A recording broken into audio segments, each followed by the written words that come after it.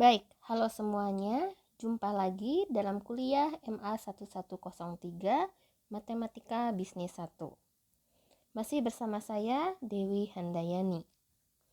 Pada kesempatan kali ini kita akan membahas subbab terakhir di bab 2, yaitu subbab 2.6 tentang turunan implisit dan laju terkait. Adapun tujuan disampaikannya materi subbab 2.6 ini supaya kita mampu menentukan pendiferensialan implisit, yaitu turunan untuk bentuk fungsi implisit, dan menerapkannya pada masalah laju terkait. Sebagai ilustrasi awal, misal kita mempunyai persamaan x kuadrat plus y kuadrat sama dengan 1. Persamaan ini memiliki bentuk kurva yang berupa lingkaran satuan. Pusatnya di 0,0 dan berjari-jari 1. Bagaimana kita bisa menentukan persamaan garis singgung untuk kurva tersebut di titik yang diberikan? Maka kita harus dapat menentukan turunan pertama dari persamaan tersebut, sedangkan kita tidak mempunyai bentuk eksplisit atas fungsi y-nya. Untuk memecahkan masalah ini, pandang bahwa y adalah fungsi atas x, sehingga dituliskan y sama dengan yx. Dengan demikian, persamaan awal bisa kita tuliskan sebagai x kuadrat ditambah yx dikuadratkan sama dengan 1.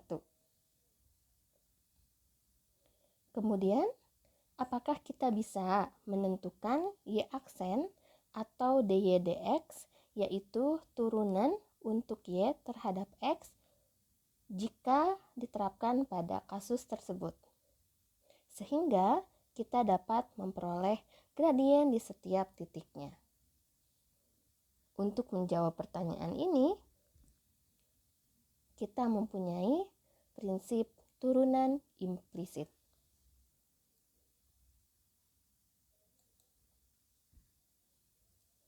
Misalkan, suatu persamaan mendefinisikan y secara implisit sebagai fungsi yang mempunyai turunan terhadap x. Untuk menentukan dy dx, kita dapat melihat beberapa langkah berikut. Turunkan kedua ruas persamaan terhadap x. Karena y merupakan fungsi yang bergantung atas x, gunakan aturan rantai setiap kali menurunkan suku yang memuat y. Kemudian, selesaikan perhitungan hingga diperoleh dy dx secara eksplisit dalam suku x dan y. Coba kita terapkan dua langkah berikut untuk menentukan suatu turunan dari persamaan berikut. Tentukan dy dx dari x kuadrat plus 4y pangkat 3 sama dengan 2x min y tambah 10. Pertama-tama, kedua ruas persamaannya kita turunkan terhadap x. Selanjutnya, maka di sini untuk ruas kiri kita memperoleh turunan dari x kuadrat adalah 2x, dan dengan menggunakan aturan rantai kita akan menurunkan 4y pangkat 3 menjadi 12y kuadrat dy dx. Kemudian di ruas sebelah kanan turunan dari 2x adalah 2, dan turunan dari minus y terhadap x adalah min dy dx, sedangkan turunan konstanta adalah 0. Maka dengan mengumpulkan suku dy dx di suatu ruas, kita akan memperoleh sebagai berikut. Sehingga suku daya dx-nya kita faktorkan, maka kita memperoleh sebagai berikut. Dan secara eksplisit, daya dx adalah 2 min 2x dibagi 12y kuadrat plus 1. Dengan demikian, kita bisa menurunkan atau mencari turunan daya dx dari suatu persamaan dengan prinsip turunan implisit. Hanya di sini perlu diperhatikan, yaitu untuk penurunan suku yang memuat y itu digunakan aturan rantai yang dipelajari di subbab sebelumnya. Sehingga kita misalkan suku yang memuat y itu sebagai gy, sehingga ketika kita menurunkan fungsi gy terhadap x, maka kita mempunyai aturan rantai turunan gy terhadap y dikali dengan dy dx. Secara informal atau sederhananya, setiap menurunkan suku yang memuat y, turunkan seperti biasa, lalu ikuti dengan suku dy dx. Sebagai contohnya tadi, 4y pangkat 3 turunannya adalah 12y kuadrat, ikuti dengan dy dx yang berasal dari aturan rantai tersebut.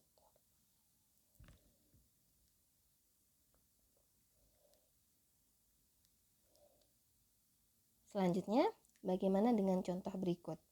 Tentukan dy dx dari x pangkat 3 tambah 2xy sama dengan y kuadrat. Kita turunkan masing-masing ruasnya terhadap x, maka di sini kita akan memperoleh turunan terhadap x pangkat 3 adalah 3x kuadrat. Turunan terhadap 2xy, di sini kita gunakan prinsip perkalian. Kenapa? Karena ada variabel y yang dikalikan dengan variabel x. Sehingga kita menggunakan prinsip perkalian, di mana kita misalkan u-nya sebagai 2x dan v-nya sebagai y. Sehingga aturan penurunannya u aksen v, maka kita peroleh 2 kali y ditambah u yaitu 2x, v aksen turunan y terhadap x adalah dy dx. Sehingga di sini ingat, jika ada variabel x dan variabel y yang dikalikan, maka berlaku aturan perkalian. Begitupun sebaliknya, jika ada variabel x dan variabel y yang berupa fungsi pembagian, maka gunakan aturan turunan untuk pembagian. Di ruas kanannya kita memperoleh turunan dari y kuadrat adalah 2y, ikuti dy dx. Sehingga kita nyatakan suku daya dx dalam suatu ruas.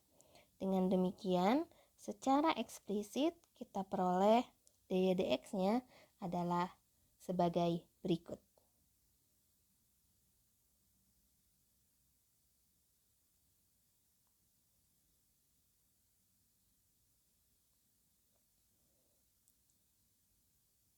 Kita lihat soal selanjutnya. Tentukan persamaan garis singgung dari 4x kuadrat tambah 9y kuadrat sama dengan 36 di titik 1,4/3 akar 2. Dalam menentukan persamaan garis singgung, kita perlu nilai kemiringan atau gradien yang ditentukan dari turunan pertama. Dengan demikian, kita akan mencari terlebih dahulu dy dx-nya. Turunkan kedua ruas terhadap x, maka kita peroleh sebagai berikut. 4x kuadrat diturunkan sebagai 8x, 9y kuadrat diturunkan 18y dy dx. Dan konstanta 36 diturunkan 0. Jadi secara eksplisit kita akan memperoleh dy dx-nya adalah minus 8x per 18y. Titik yang dilaluinya adalah x sama dengan 1 dan y sama dengan 4/3 akar 2. Maka kalau kita substitusikan nilai x dan y tersebut ke dalam dy dx, maka kita memperoleh suatu gradien untuk garis singgung di titik yang diberikan. Gradien yang kita peroleh adalah minus 1/6 akar 2. Selanjutnya tinggal menentukan persamaan garis singgungnya adalah y minus 4/3 akar 2 sama dengan min 1/6 akar 2 dikali x min 1. Jadi secara sederhana kita peroleh sebagai berikut.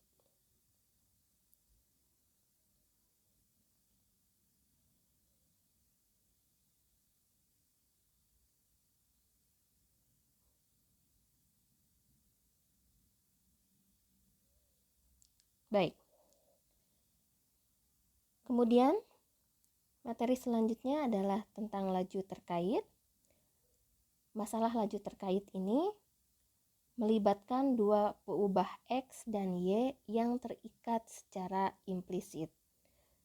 Keduanya merupakan fungsi dari peubah ketiga, yaitu t. Setiap persamaan yang mengaitkan x dan y diperoleh. Setelah persamaan yang mengaitkan x dan y diperoleh, jika diketahui laju perubahan x terhadap t, maka dapat ditentukan laju perubahan y terhadap t. Ini juga berlaku sebaliknya. Sehingga di sini laju terkait secara tidak langsung adalah suatu aplikasi untuk turunan implisit. Karena di sini kita mempunyai fungsi fungsi dari x dan y yang bergantung atas nilai t.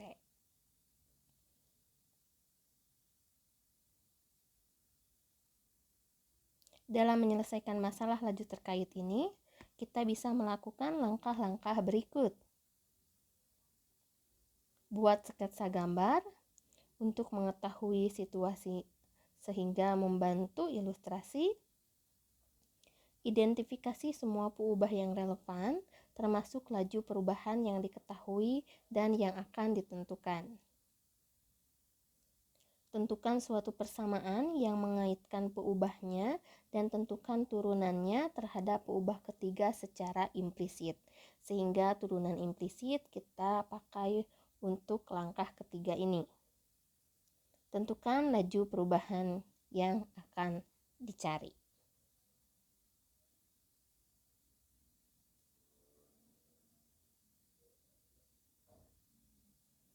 Baik, kita perhatikan contoh berikut. Diketahui terdapat sebuah tangga yang panjangnya 5 meter, bersandar pada dinding yang tegak lurus, lantai horizontal.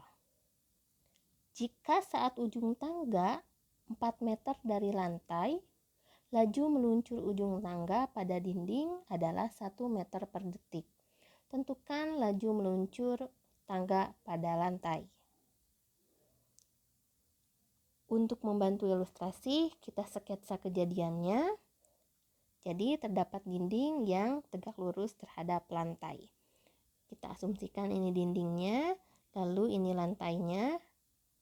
Setelah itu, terdapat suatu tangga yang bersandar pada dinding tersebut yang panjangnya kita ketahui 5 meter. Kita misalkan di sini jarak ujung tangga di lantai atau jarak ujung tangga terhadap dinding itu sebagai x.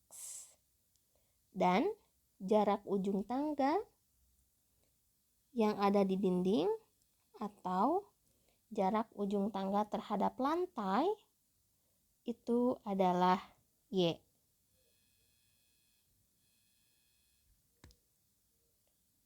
Dengan demikian, sebenarnya kita bisa memperoleh suatu persamaan.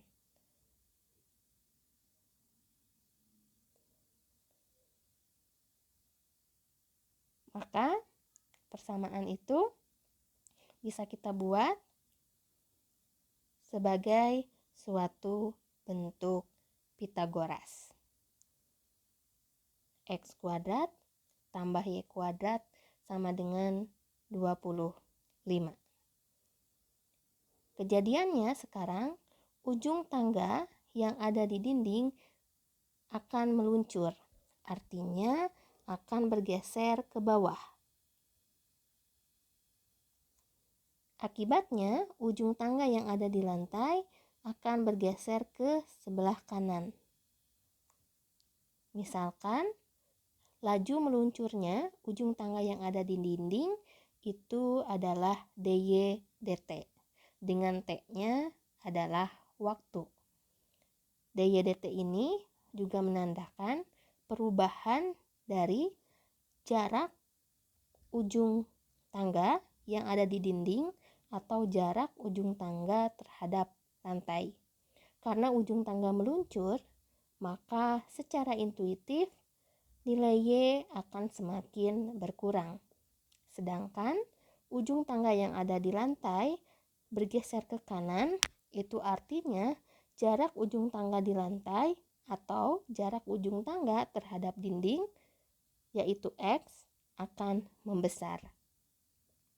Sehingga di sini karena Y-nya mengecil, dy dt akan bernilai negatif, sedangkan karena X-nya terus bertambah, dx dt akan bernilai positif.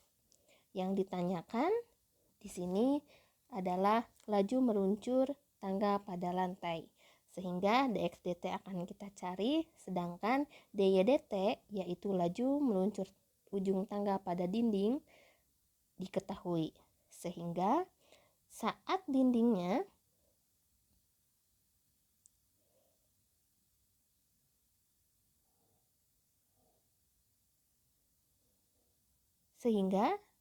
di sini saat dindingnya berjarak 4 meter, saat ujung tangga berjarak 4 meter, artinya ini adalah nilai dari Y, maka nanti bisa kita tentukan dari persamaan Pitagoras. Selanjutnya untuk mengetahui perubahan dari masing-masing X dan Y, kita akan melihat turunan implisit. Kedua ruas diturunkan, maka kita memperoleh 2X dx dt, 2Y dy dt sama dengan 0.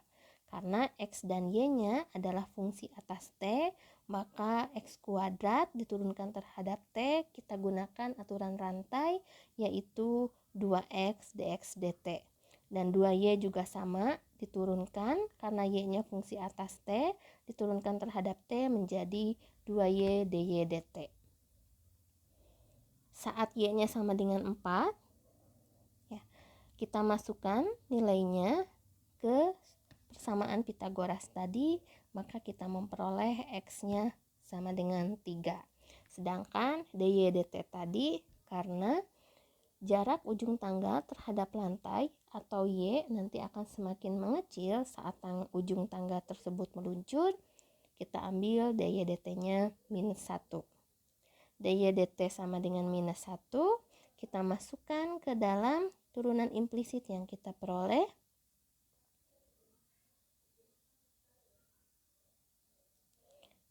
X-nya nilainya 3, jadi 2 kali 3 dx dt ditambah 2 kali 4, 2y, 2 kali 4 dy dt-nya minus 1.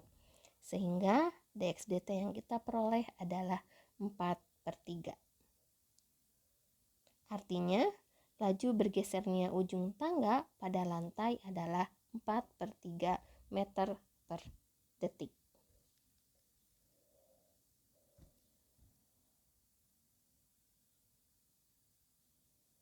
Kemudian kita lihat lagi contoh yang lain.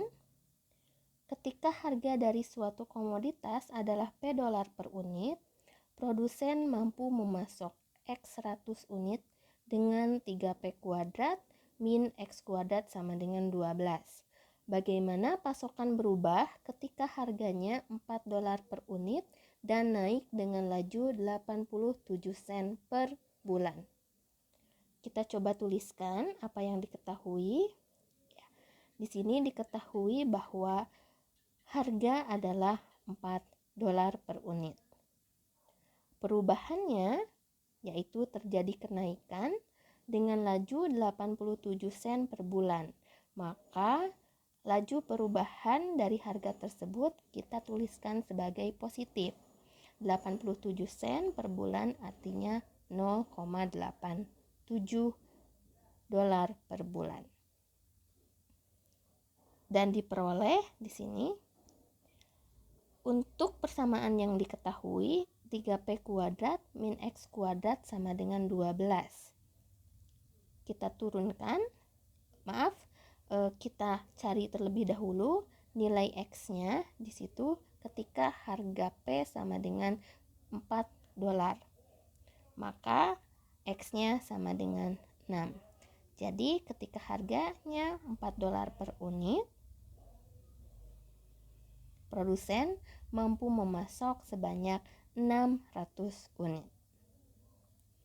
Selanjutnya di sini, karena yang ditanyakan adalah bagaimana perubahan pasokan, jadi kita akan mencari dx dt, yaitu perubahan unit terhadap waktu.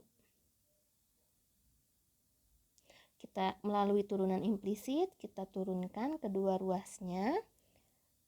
P dan X di sini menjadi fungsi atas T. Sehingga ketika diturunkan terhadap T, akan berlaku aturan rantai 3P kuadrat diturunkan 6P dP dt, X kuadrat diturunkan 2X dx dt. Jadi kita peroleh 6P dP dt dikurang 2X dx dt. Dengan mensubstitusikan nilai-nilai yang sudah diketahui ya, dan untuk laju eksplisit dx dt kita peroleh 6P per 2X dP dt. Maka P-nya kita substitusikan 4, dP dt-nya kita substitusikan positif 0,87 karena naik, dan X-nya kita masukkan 6. Dengan demikian dx dt adalah 1,74. Artinya pasokan meningkat sebesar 174 unit per bulan karena X-nya dalam ratus. Jadi kesimpulannya sebagai berikut.